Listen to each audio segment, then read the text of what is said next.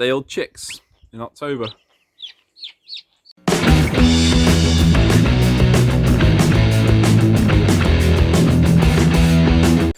Okay, so I'm all set up for the chicks to come. Well, nearly. I just used this little coop that I built a few years ago. It's on wheels. You can move about. And it's great for the chickens, but now I don't use a coop with them. So I use it as my little brooder. As you can see, just a little bit of some sawdust down.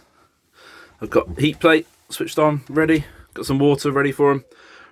Got the food thing there, not ready for them because I only got called last night at 5 o'clock, but the chicks were coming. So as soon as the chicks turn up, I'll run off and get some food. And then when they get a bit bigger, they've got this little outside area that I've put on where the handles were, but they can come out and harden themselves off a little bit more. And then the power's in the nest box there, which I'll shut up in a minute.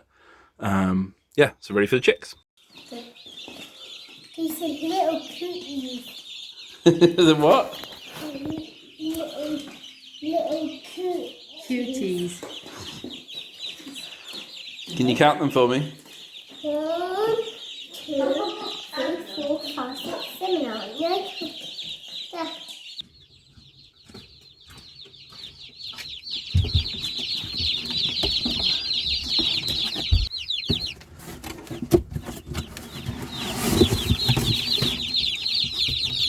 Okay, you can hear the chicks. Can't see me.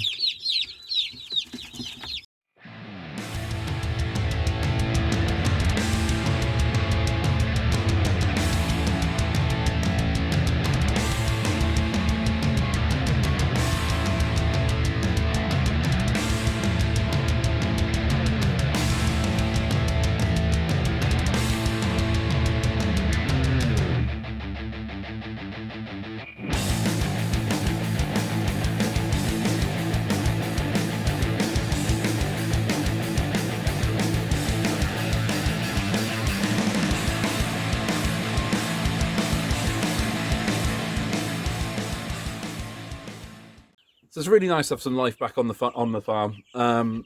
These 25 chicks will probably provide all the chicken meat that we'll eat for a year. They grow really rapidly, the Roscob breed. Although I'm not a massive fan of the breed because they're just constantly hungry. So I'd like to experiment with some different ones maybe in a future year. We've done this for the last 3 years, and we find about 25 chickens, once processed and put in the freezer, will keep us going for the whole year. And I also like doing it this time of year, so kind of September, October time, knowing that in 12 weeks' time, it'll be nice and cold. I'll probably have a bit of free time over Christmas where I can dispatch and process the chickens, and the kids can get involved as well, and they like helping provide the food and the meat that we eat as a family. So it works really well in that respect. Obviously, having it colder means that they probably have to use a little bit more heat from the heat plate, perhaps, for a bit longer. But I'll soon start to harden them off, and then they'll go into pasture pens where they get moved daily, or twice daily as they get bigger. And I might split this lot into 2 pens because they seem to do better the less that are in the pen. And then they get to eat the grass and kind of the insect life that's around. And it gets the grass down over winter, puts some muck back into it down in our orchard and places like that. So it works really well, and kind of, it's a bit of grassland maintenance as well. So yeah, that's why we do it this time of year, and why we tend to do it each and every year at the moment.